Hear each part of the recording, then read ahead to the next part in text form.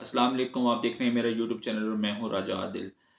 आज की वीडियो में हम स्पोर्ट्स के मतलब बात करेंगे। जैसे कि अभी काफ़ी इवेंट्स चल रहे हैं, काफ़ी दिनों बाद मैं वीडियोस बना रहा हूँ। इंशाल्लाह आगे वीडियोस जो हैं वो रेगुलरली बेसिस पे आती रहेंगी। स्पोर्ट्स में भी जैसे फीफा वर्ल्ड कप हो रहा है, उसके अलावा पाकिस्तान वर्सेस इंग्लैंड की सीरीज़ हो रही है, इंडिया वर्सेस बांग्लादेश की सीरीज़ हो रही है। एज ए पाकिस्तानी फ़ैन हम पाकिस्तान वर्सेस इंग्लैंड की सीरीज़ को देखें तो काफ़ी मायूस कुन परफॉर्मेंस रही है पाकिस्तान की टीम की। हम दोनों में टेस्ट मैचेस हार चुके हैं।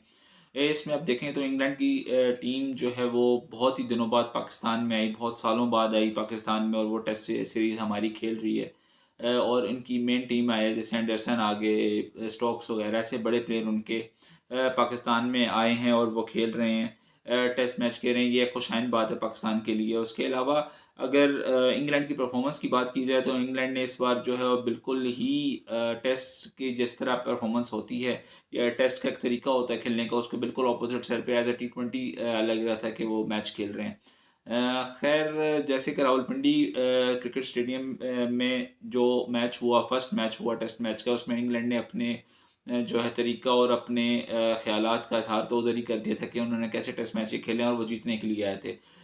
पाकिस्तान की रावलपिंडी क्रिकेट स्टेडियम की जो पिच है उस पर भी काफ़ी तनकीद हो रही है कि वो ऐसी पिच थी कि बहुत ही ज़्यादा बैटिंग सूटेबल थी, ना उसमें स्विंग थी, ना उसमें पेस थी। बहुत ही ज़्यादा रोड की तरह बॉल मतलब पिच थी और वो बहुत ही ज़्यादा आसानी से वो रन्स हो रहे थे। लेकिन इंग्लैंड ने उस पे भी एक रिज़ल्ट लाए मैच में। वो सिर्फ़ स्टोक्स की आई थिंक एक प्रोग्रेसिव सोच है और एग्रेशन की वजह से वो एक रिज़ल्ट ला पाए हैं। उन्होंने T20 की तरह मैचेस खेले, उन्होंने बहुत पाकिस्तानी बॉलर्स की धुलाई की। हमें पाकिस्तानी बॉलिंग भी बहुत ही इनएक्सपीरियंस नज़र आई। इन दोनों टेस्ट मैचेस की बात मैं करूँ, अभी तीसरा टेस्ट मैच कराची में होगा, होप सो अच्छी पिच हो। लेकिन उसमें अगर देखा जाए तो बाबर आजम की सेंचुरीज भी थी, हमारे भी ओपनर्स की सेंचुरीज थी। लेकिन उस तरीके से हम परफॉर्मेंस नहीं दे पाए जैसे इंग्लैंड की टीम दे पाई है। उनके बॉलर्स ने, अगर पिच ख़राब भी थी तो उनके बॉलर्स ने रन्स रोके, इन्होंने इतने ज़्यादा रन्स नहीं दिए। और पाकिस्तान की हमें एक तो कैप्टनसी पे थोड़ी सी एक्सपीरियंस नज़र आया। उसके अलावा बॉलिंग में अब हमारे फर्स्ट टेस्ट मैच में नसीम शाह जो है वो हमारी बॉलिंग को लीड कर रहे थे। आप इससे अंदाज़ा लगा लें कि इतने 20 ईयर्स के हैं वो, और पाकिस्तान की पेस अटैक को वो लीड कर रहे हैं, ओवरऑल बॉलिंग को लीड कर रहे हैं। एज एन टेस्ट सबसे ज़्यादा उन्होंने खेले हुए थे इस बॉलिंग लाइनअप में। उसके अलावा हमारे जो मेन प्लेयर्स हैं, बाबर आजम ने नो डाउट पहले इनिंग्स में बड़ी अच्छी परफॉर्मेंस दी, लेकिन सेकंड इनिंग्स में वो फेल हो गए। उसके अलावा हमारे अज़हर अली जो एक बहुत ही एक्सपीरियंस प्लेयर हैं और बहुत ही अच्छे उन्होंने बनाया है अपने आप को, लेकिन ये है कि इस सीरीज़ में वो और पिछली भी काफ़ी सीरीज़ में वो थोड़े से फ्लॉप जा रहे हैं। तो उनको परफॉर्मेंस देनी चाहिए थी, उनको स्टेप अप करना चाहिए था। उसके अलावा अगर हम देखें तो स्टोक्स की अगर कप्तानी की बात करें तो बहुत ही अच्छी और बहुत ही एग्रेशन से भरी हुई कप्तानी उन्होंने की, बहुत बहादुराना फैसला किया।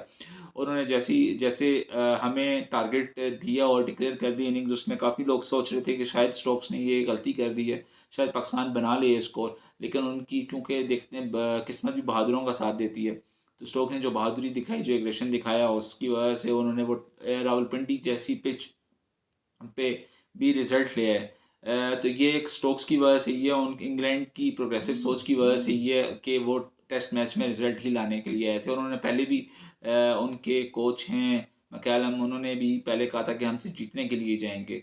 अच्छा, दूसरा टेस्ट जो हुआ उसमें पिच के लिहाज से अगर देखा जाए तो मुल्तान की जो पिच थी वो काफ़ी अच्छी थी, मतलब अच्छी बॉल जगह पे और अच्छी बॉल कराएं तो वहाँ पे एक अच्छी मतलब विकेट्स भी लग रही थी और अच्छे बैट्समैन वहाँ पे खड़े होकर सेंचुरीज भी बना रहे थे।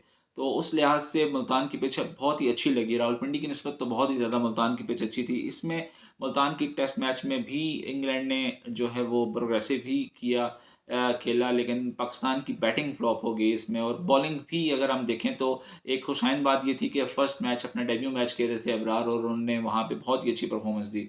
उन्होंने विकेट्स ली, पहली इनिंग्स में भी उन्होंने 7 से 8 विकेट्स ली और दूसरी इनिंग्स में भी 4 विकेट्स लीं, जो कि बेहतर था। और बहुत पाकिस्तान के लिए बहुत खुशहाइन बात है कि हमें एक बॉलर एक और अच्छे मिले, मिस्ट्री बॉलर मिले हैं। लेकिन अगर देखा जाए तो सिर्फ इब्रार की ही सिर्फ जिम्मेदारी नहीं थी विकेट्स लेना, दूसरे एंड पे उनके बिल्कुल साथ ही नहीं देर थे। जाहिद ने पहले मैच में भी, पहली इनिंग्स में भी 3 विकेट्स ली और उसके बाद भी लेकिन उसमें बिल्कुल ही एंड पे आके उन्होंने टेल एंडर्स को आउट किया, जो कि मैच उस वक्त तक जा चुका था हमारे हाथों से। खैर, उसके अलावा अगर हम बैटिंग को देखें तो बैटिंग में ज़रा सी अगर स्विंग हो जाए तो या पेस आ जाए तो हमारे बॉलर्स पता नहीं फ्लॉप क्यों हो जाते, सॉरी बैट्समैन पता नहीं फ्लॉप क्यों हो जाते हैं। खैर अब यहाँ पे देखा जाए, यहाँ पे कैप्टेंसी भी होती है और उनके बॉलर्स की अच्छी परफॉर्मेंस भी होती है कि वहाँ पे पेस अटैक ने विकेट्स ली। पिच जो है वो ज़्यादा स्पिन अटैक को ज़्यादा सपोर्ट कर रही थी, जिस पे इब्रार ने विकेट्स भी ली। लेकिन हमारे पेस अगर फ़हीम अशरफ को भी मौका दिया गया और उसके बाद मोहम्मद अली जो अपना दूसरा मैच खेल रहे थे, पहले मैच में भी उनकी खातिर ख्वाह इतनी परफॉर्मेंस नहीं रही। लेकिन उन्होंने भी जब इतनी पेस भी नहीं निकाल रहे थे, उनसे विकेट्स नहीं ली जा रही थी, ऐसे लग रहा था कि बिल्कुल ही क्लब क्रिकेट की बॉलिंग हो रही है, जिसमें हमारे अबरार ने ही अच्छी विकेट्स ली हैं, उसके अलावा किसी ने। लेकिन उधर देखा जाए तो एंडरसन ने भी अच्छी लाइन रन पे बॉल की और बाकी जो उनके बॉलर्स थे, स्टोक्स थे, रॉबिन थे, उन सब ने अच्छी परफॉर्मेंस दी और उन्होंने विकेट्स लेके दिखाई और उसके बाद उनके स्पिनर्स ने भी उनका साथ अच्छा दिया।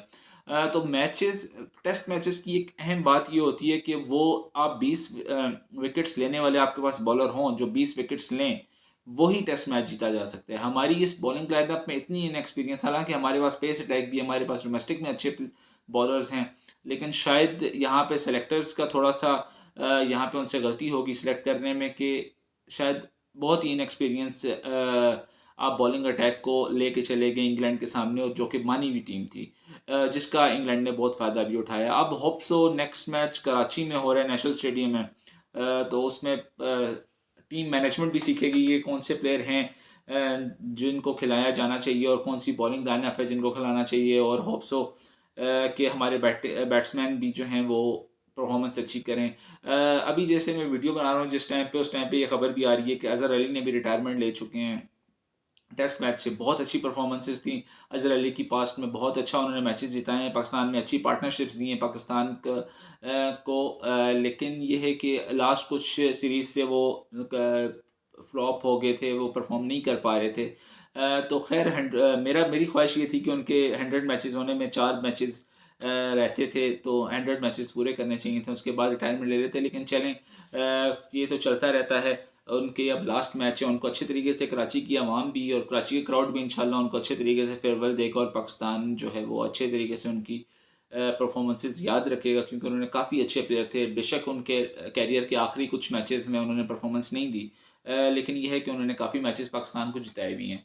इसके अलावा अगर देखा जाए तो जब पाकिस्तान चूँकि इतना बुरी जब फेंटी पड़ी थी पाकिस्तान के बॉलर्स को, तो इंडियंस जो थे ख़ास तौर पे वो सोशल मीडिया पे पाकिस्तान पे काफ़ी तनकीद कर रहे थे, जो कि मैं देख रहा था। उसी दौरान उनकी बांग्लादेश के साथ मैचेस थे और वो शायद ये सोच रहे होंगे कि बांग्लादेश से तो हम जीत ही जाएँगे। लेकिन ऐसा हुआ नहीं।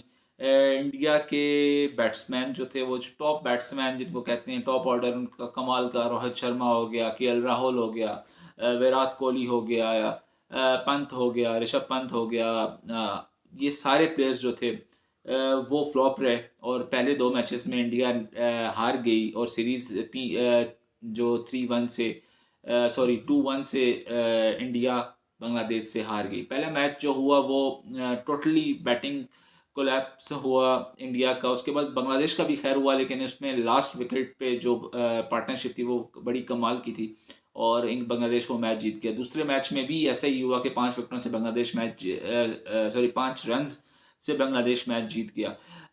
जो तीसरा वनडे हुआ उसमें इंडिया ने कमबैक किया, इंडिया ने बहुत ही अच्छा स्कोर किया, जिसमें उनके जो बैट्समैन थे उन्होंने डबल सेंचुरी भी की, जिसकी वजह से इंडिया जीता भी। खैर अभी उनकी टेस्ट सीरीज़ हो रही है, वो टेस्ट मैच अगर कंप्लीट होता है उसके बाद भी उनकी परफॉर्मेंस भी देखी जाएगी। तो हम भी बेस्ट ऑफ लक इंडिया को भी कहेंगे कि वो भी जीतें और पाकिस्तान भी जीते, क्योंकि खेल ही एक दूसरे को करीब लाते हैं, और उम्मीद है कि इंडिया और पाकिस्तान की भी आगे हम सीरीज़ देखें, पाकिस्तान में होते हुए या इंडिया में होते हुए, और होनी भी चाहिए। अच्छा, दूसरी बात अगर आप देखें तो दूसरे खेल की तरफ जाएँ तो फुटबॉल का वर्ल्ड कप जो जारी था, फीफा वर्ल्ड कप जारी था, उसमें सेमीफ़ाइनल दोनों हो चुके हैं और अब फाइनल ही रह गया है, जिसमें सेमीफ़ाइनल में पहला मैच हुआ अर्जेंटीना वर्सेस क्रोएशिया का, जो I think so single हैंडली Argentina ने जीत लिया 3-0 से, और बहुत ही अच्छी परफॉर्मेंस दी मेसी ने भी, और बाकी भी अर्जेंटीना के प्लेयर्स थे, उन्होंने बहुत ही अच्छी परफॉर्मेंस दी। जो दूसरा मैच था, जैसे मोरक्को ने पीछे मैचेस जीतता हुआ आ रहा था और जैसे उनकी परफॉर्मेंस आ रही थी, तो लोग तवक्को करते कि शायद फ्रांस जैसी बड़ी टीम को भी अपसेट करे और मोरक्को जीत जाए और फाइनल में जगह बना ले, लेकिन ऐसा हुआ नहीं। बहुत ही अच्छा मैच हुआ, बहुत टफ मैच हुआ, मोरक्को ने बहुत ही अच्छी जान मारी, और लेकिन फिर भी फ्रांस ने 1-0 से मोरक्को को हरा दिया, और अब फाइनल जो है वो अर्जेंटीना वर्सेस फ्रांस है, बेसिकली अगर देखा जाए तो अर्जेंटीना भी बहुत ही अच्छी टीम है और फ्रांस जो है वो भी बहुत अच्छी टीम है, और फ्रांस के स्टैट्स वगैरह आप देखें तो फ्रांस के चांसेस ज़्यादा बनते हैं, लेकिन ये है कि पाकिस्तान की फ़ैन फॉलोइंग और मेरी ज़ाती तौर पे मेरी ख्वाहिश है कि अर्जेंटीना जीते मेसी की वजह से। हमें अफ़सोस बड़ा हुआ कि रोनाल्डो का भी लास्ट वर्ल्ड कप था आई थिंक, तो वो उसको भी फाइनल में आना चाहिए था, लेकिन ये है कि जो उस दिन अच्छी परफॉर्मेंस देता है वही जीतता है। तो ख़ैर अभी ये है कि अभी हम वेट कर रहे हैं फाइनल का इंशाल्लाह, अर्जेंटीना वर्सेस फ्रांस का, जो कि मेरी ख्वाहिश यही है कि अर्जेंटीना जीते इंशाल्लाह।